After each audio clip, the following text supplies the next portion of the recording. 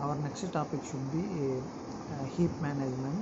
In heap management, we will discuss 5 different types of topics. The first one is nothing but a memory manager, and second one is nothing but a memory hierarchy of computers, and third one is nothing but a locality in programs, and fourth one is reducing fragmentation, and fifth one is manual deallocation request. Here first we discuss about what is meant by heap management, then one by one we discuss all these 5 concepts. So here the first one is nothing but a heap management. In heap management, first we need to discuss about what is meant by heap. Heap is nothing but a portion of data store that is used for storing data that lives indefinitely or until a program explicitly delete it. So the meaning of this one అంటే ఇక్కడ heap అంటే ఏంటంటే it is a data storage. It will maintain data అంటే ఇది it will maintain a data that lives indefinitely అంటే అది ఎప్పటికీ useful అయ్యే డేటాని మెయింటైన్ చేస్తూ ఆర్ ఏదైతే డేటా ప్రోగ్రామ్ ఎక్స్ప్లిసిట్గా డిలీట్ చేస్తుందో అటువంటి డేటా అంటే అది త్రూ అవుట్ ఎప్పుడు లైవ్గా ఉండే డేటా ఆర్ మనకు ఒకవేళ ప్రోగ్రామ్ ఆ పర్టికులర్ డేటాని ఎక్స్ప్లిసిట్గా డిలీట్ చేయాలి అనుకునే డేటా ఏదైతే ఉంటుందో such type of data can be called as a heap. Okay, here some local variables become inaccessible when procedure ends. అంటే మనం ప్రొసీజర్ని కనుక క్లోజ్ చేస్తామంటే దానిలో ఉన్న లోకల్ డేటాని మనం యాక్సెస్ చేయలేము. సో ఇటువంటి ప్రాబ్లమ్ని హ్యాండిల్ చేయడానికి మనం అటువంటి డేటాని మనం ది హీప్ స్టోరేజ్ బేస్ చేసుకొని క్రియేట్ చేస్తాము. సో ఒకవేళ ప్రొసీజర్ క్లోజ్ అయినా డేటా మనకి యాక్సెస్ అవ్వాలంటే యాక్సెస్ చేసుకునే దానికి పాసిబిలిటీ ఉంటుంది. That can be done with some different type of operators. Example for that one, in Java and C++ we are using new. So ఏదైతే మనం new అనే డేటా తోటి మనం క్రియేట్ చేసామో it will be stored on heap. It will be not ending with procedure అంటే procedure end అయిపోయిన తర్వాత కూడా మనం ఈ న్యూని యూస్ చేసుకున్న డేటాని యాక్సెస్ చేసుకునే దానికి పాసిబిలిటీ ఉంటుంది. So here and one more important concept in heap is nothing but A memory manager. So this memory manager will allocates and deallocates memory on heap. అంటే హీప్లో మెమరీని అలొకేట్ చేయాలన్నా డిఅలొకేట్ చేయాలన్నా it can be with the help of A memory manager. And also this memory manager will acts as interface between application programmes and operating systems. అంటే operating system లోకి మరియు application ప్రోగ్రామ్స్కి మధ్యలో interface లాగా use చేస్తుంది. And ఆ మెమరీని allocate చేయడానికి డిఅలొకేట్ చేయడానికి with the help of this memory manager use చేసుకొని మనకి ఏదైనా అలొకేషన్ కానీ డిఅలొకేషన్ కానీ జరుగుతుంది.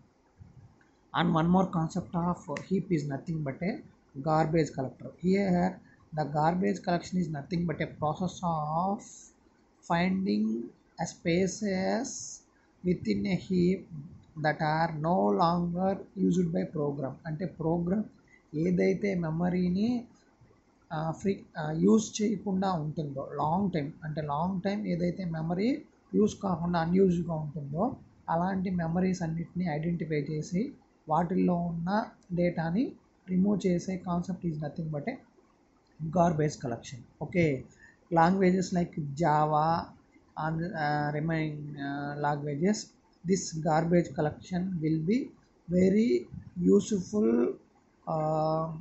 concept for deallocating the memory, and it is also a subsystem of memory manager. అంటే ఈ జావా టైప్ లాంగ్వేజెస్లో ఈ garbage collection very useful for identifying unused spaces and deleting that spaces. It is also a sub part of memory manager. Okay, this is nothing but A heap. So heap అంటే ఏం లేదు, ఏదైతే data ఎప్పటికీ లైవ్గా ఉంటుందో are ఏదైతే programme ఎక్స్ప్లిసిట్గా డేటాని delete చేయాలనుకుంటున్నాం, డిలీట్ చేసినప్పుడే డిలీట్ అవ్వాలి. అటువంటి డేటా ఏదైతే ఉంటుందో దాన్ని మనం హీప్ మేనేజ్మెంట్ హీప్లో మనం స్టోర్ చేసుకుంటాం. సో ఇందులో ఎగ్జాంపుల్ లోకల్ వేరియబుల్స్ ఇట్లాంటివి ఉన్నాయి. మోస్ట్ ప్రాబబ్లీ అవి inter related with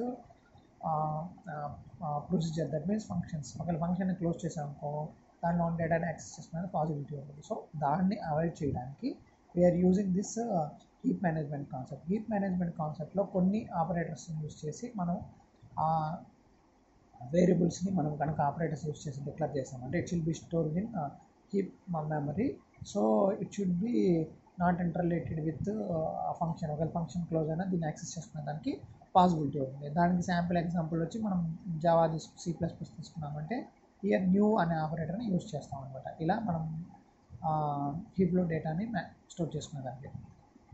next and memory management is very very important for this heap. Why? Because so for memory allocation and deallocation entire thing should be under control of this one. And one more important thing is nothing but a garbage collection. Garbage collection is nothing but identified unwanted unused data, and after identification it will be removed that unused data in a program. So based upon that one the memory will be reallocated for new procedures. This garbage collection is also a subsystem of the memory manager. This is the entire thing of this heap management. In heap management, the first one is memory manager. Now we discuss about memory manager. So it will keep track all free spaces in heap storage at all times. It performs basically two functions. అంటే memory manager concept ఏంటంటే always heap లోపల ఉన్న free memory మొత్తాన్ని any టైంలో access చేసుకునే దానికి this memory manager has a permission. And basically it implement two functions. Okay, those two functions are one is allocation and second one is deallocation. So in allocation, when program requests memory for variable or object, memory manager process a continuous heap memory of required size.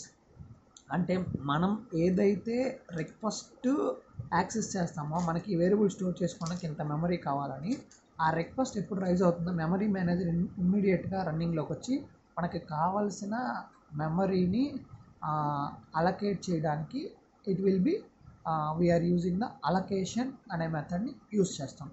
If memory or space satisfies with free space in gap. అంటే ఆ allocation అనేది ఎప్పుడు జరుగుతుందంటే మనం ఏదైతే request send చేస్తామో memory కోసమో ఆ రిక్వెస్ట్ చేసిన డేటా అండ్ హీప్లో ఉన్న ఫ్రీ స్పేస్ దేంతో అయితే మ్యాచ్ అవుతుందో అలా మ్యాచ్ అయినప్పుడు మాత్రమే మనకి అలొకేషన్ మెథడ్ ఇమీడియట్గా ఎగ్జిస్టెన్స్లోకి వచ్చి మనకు కావాల్సిన మెమరీని అలొకేట్ చేస్తుంది. If no space of needed size available then it can be increase by getting virtual memory from OS. అంటే మనకు ఒకవేళ మనకి రిక్వైర్డ్ సైజ్ కనుక మనకి హీప్ లోపల అవైలబిలిటీలో లేదనుకుంటే we can increase that heap size by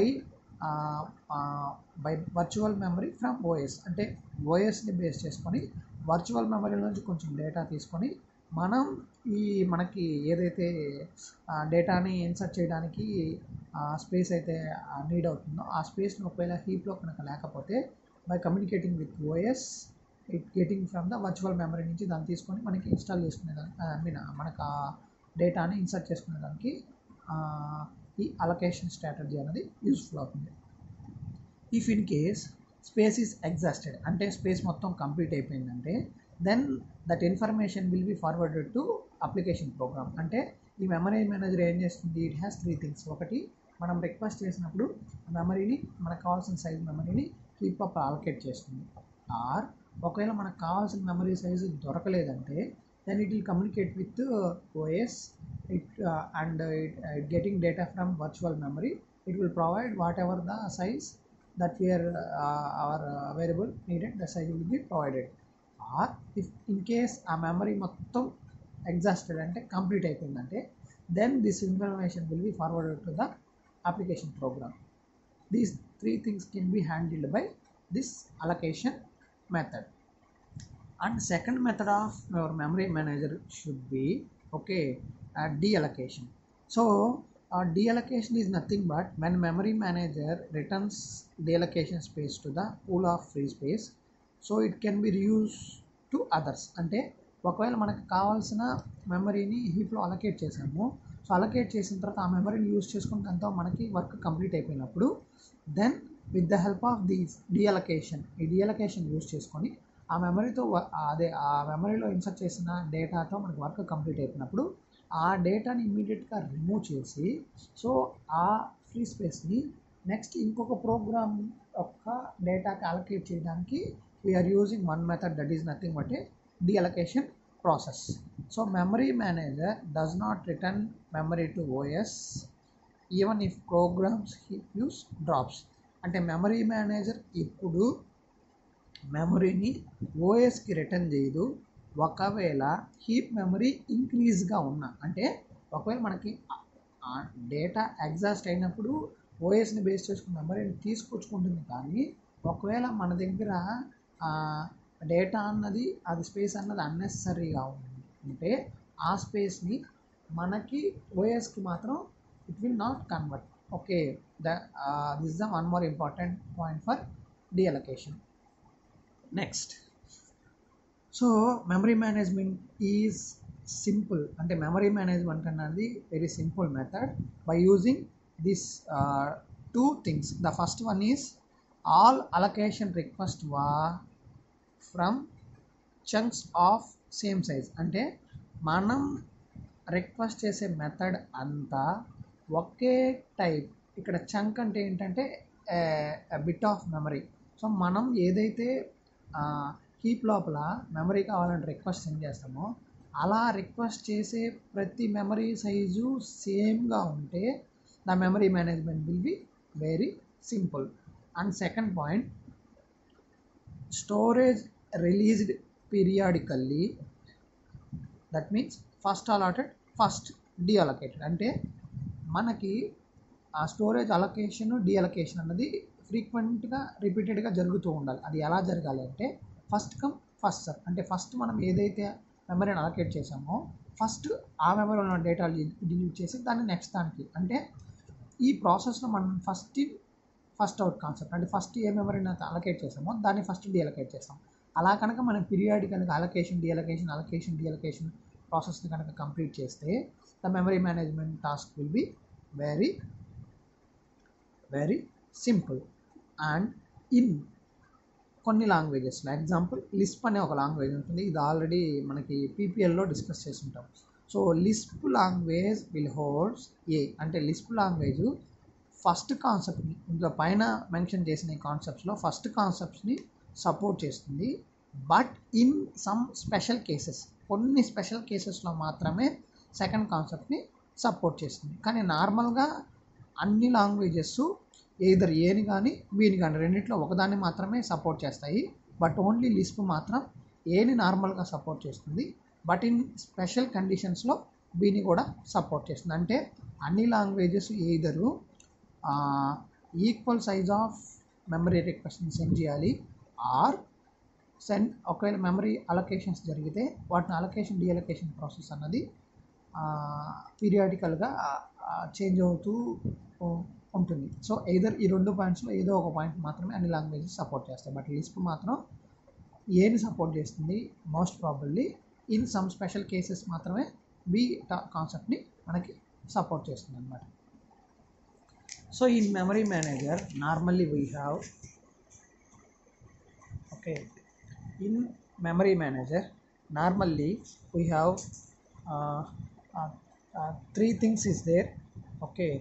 So normally memory manager, in the properties of memory manager are three types, and the first one is space efficiency, program efficiency, and third one low overhead. These three are the properties of memory manager. So in that one, first one, space efficiency.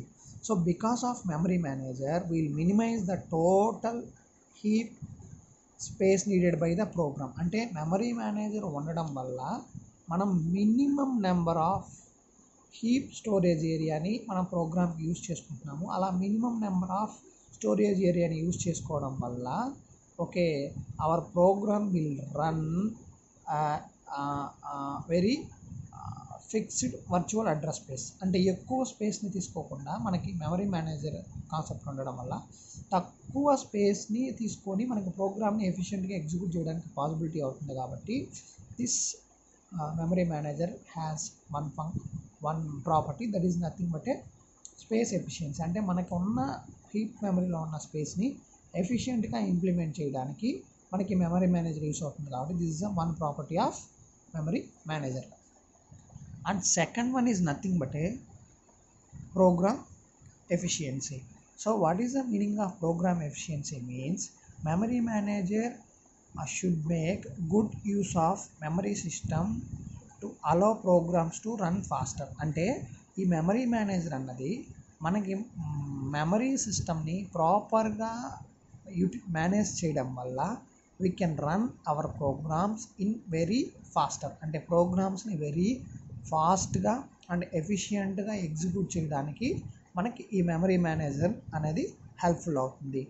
And time taken to execute instruction can vary depending upon where the objects in memory. అంటే ఒక్క memory ప్రాపర్గా manage చేయడం వల్ల మనకి programs execute అవ్వడంతో పాటు మనకి memory లోపల ఏ ఏరియాస్లో మనం మెమరీని స్టోర్ చేస్తున్నామో, అదే మన డేటాని స్టోర్ చేస్తున్నామో ఆ స్టోరేజ్ ఉన్న ఏరియాని బట్టి మనకి time taken to execute that instruction that should B depending upon the area where it will be stored. అంటే మనకి మెమరీలో మనం నెక్స్ట్ కాన్సెప్ట్లో డిస్కస్ చేస్తాం different types of memories.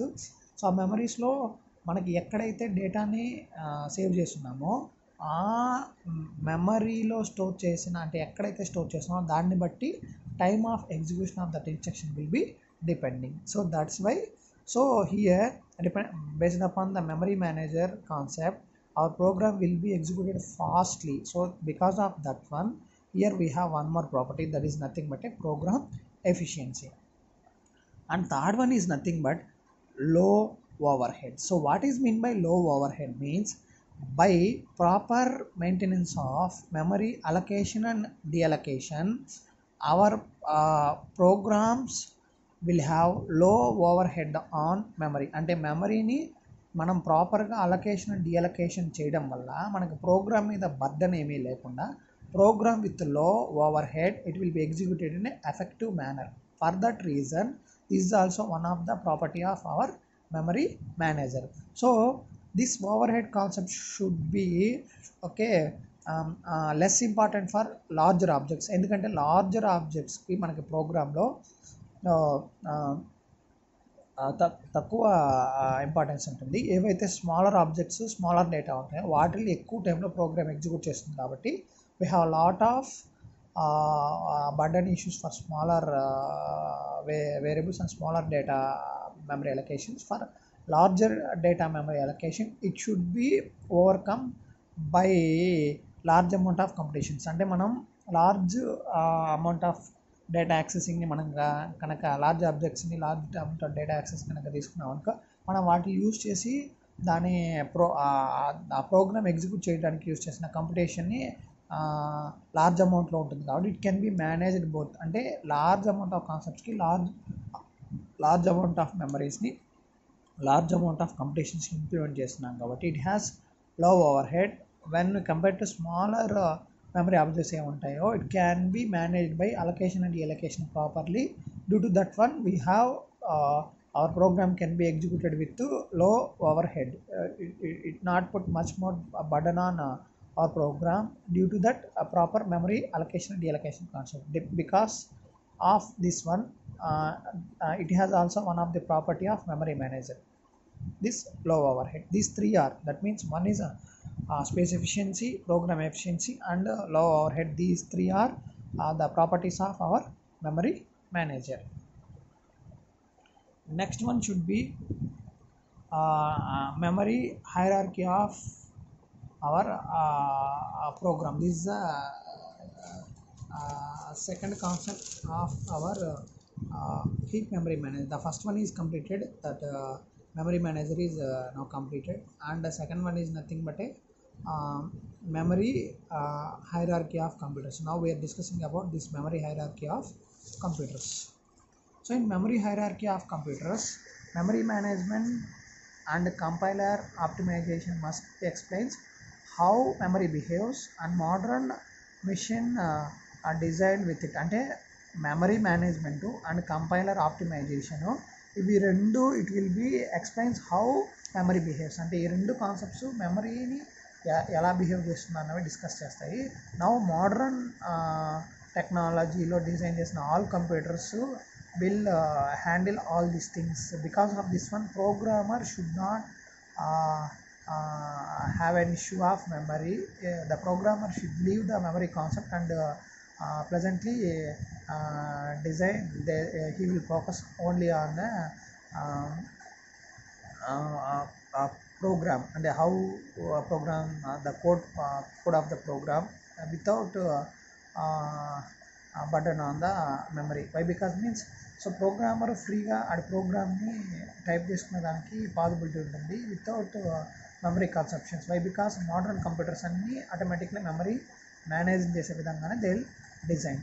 So next one, the efficiency of program is design by number of instructions execute how long.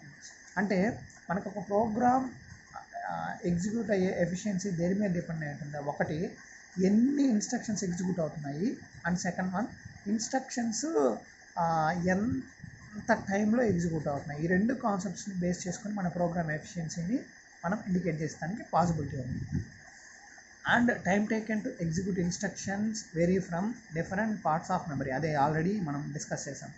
So మనం ప్రోగ్రామ్లో ఉన్న ఆ మెథడ్ కానీ ఆ పర్టికులర్ వేరియబుల్ కానీ ఎగ్జిక్యూట్ అయ్యే టైం అన్నది it will depending upon where it will be store. అంటే మెమరీలో అది ఎక్కడైతే స్టోర్ అవుతుందో దాన్ని బేస్ చేసుకొని అది ఎగ్జిక్యూట్ అవ్వడానికి టైం టేకింగ్ కూడా డిపెండ్ అయి ఉంటుంది.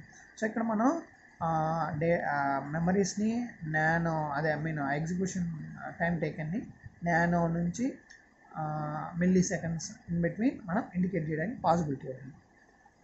నెక్స్ట్, మెమరీస్ని మనం ఎలా ఇండికేట్ చేస్తామంటే, memories can be divided in two types. One is fast and small. అంటే తక్కువ మెమరీ అలొకేట్ చేసి దాంట్లో ఉన్న డేటాని ఫాస్ట్గా యాక్సెస్ చేసుకునే టైప్ ఒకటి. రెండోది స్లో బట్ లార్జ్. అంటే ఎగ్జిక్యూషన్ స్పీడ్ స్లోగా ఉంటుంది, లార్జ్ మెమరీని మనం సేవ్ చేసుకునే దాన్ని పాసిబిలిటీ ఉంది. ఈ రెండు టైప్స్లో మనం మెమరీని డివైడ్ చేస్తాం. అంటే ఒకటి, మెమరీ సైజు తక్కువగా ఉంటే ఎగ్జిక్యూషన్ స్పీడ్ ఎక్కువగా ఉంటుంది అందులో ఉన్న డేటాకి. ఆర్ మెమరీ సైజ్ లార్జ్గా ఉంటే దాంట్లో ఉన్న డేటా ఎగ్జిక్యూట్ చేయడానికి ఇట్ విల్ టైం టేకింగ్. అలా మనము ఈ మెమరీస్ని it can divide into two types. One is a small and fast and large and slow content కింద మనం ఆ మెమరీని డివైడ్ చేస్తాం. But we should not divide for both large and fast. అంటే ఎక్కువ మెమరీ ఫాస్ట్గా ఎగ్జిక్యూట్ అయ్యే టైప్ ఆఫ్ మెమరీని we cannot divide. Only we can divide that memory into two types.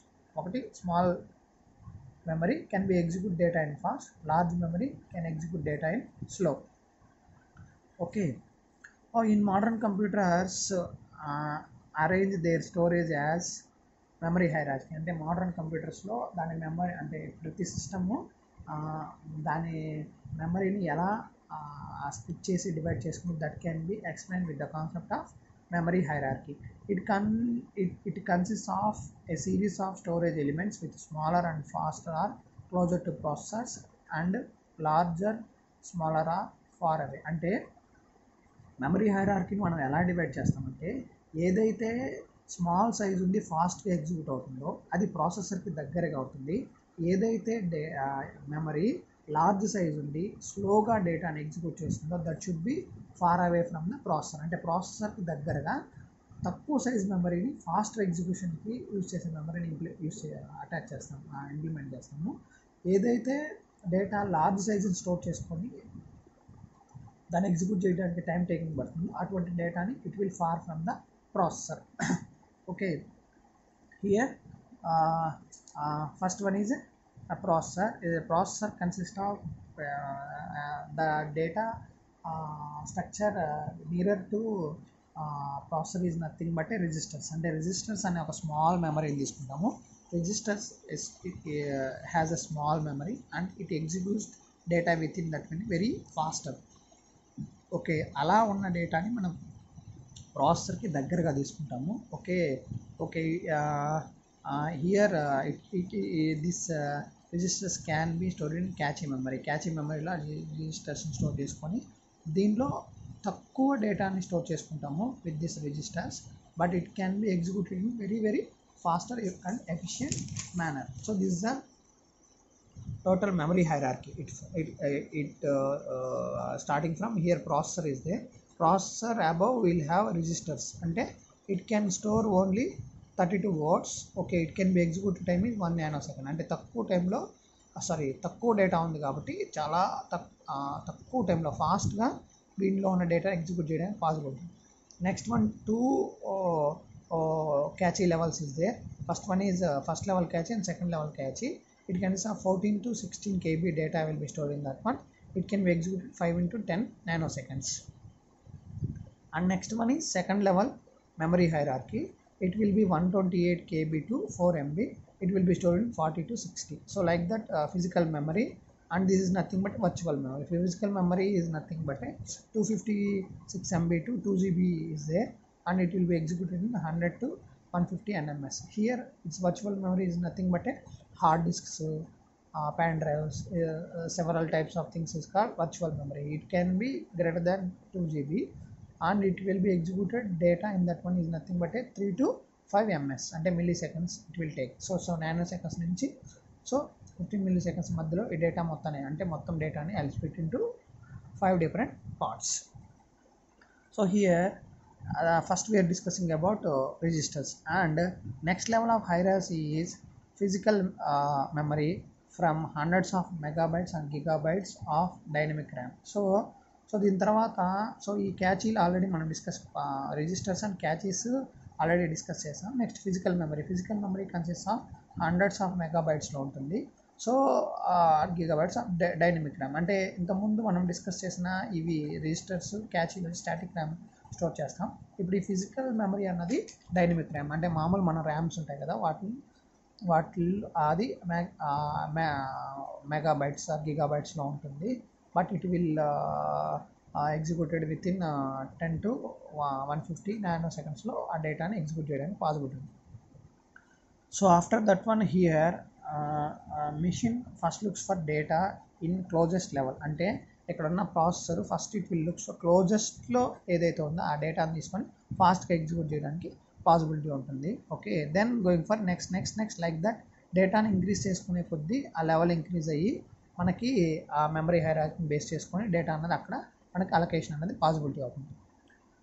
So next, based upon two conditions the data transfer should be very efficient in this hierarchy. ఈ హైరార్కీలో data transfer efficiency can be very efficient by using these two important points. One వచ్చి మనం ఒకవేళ ఏదైనా డేటాని main memory నుంచి catchy మెమరీలోకి, అంటే ఇక్కడ ఉన్న మెయిన్ మెమరీ నుంచి క్యాచీ మెమరీలోకి డేటాని ట్రాన్స్ఫర్ చేయాలంటే okay with the help of catchy lines అనే కాన్సెప్ట్ యూజ్ చేసి మెయిన్ మెమరీలోంచి డేటాని క్యాచీ మెమరీలోకి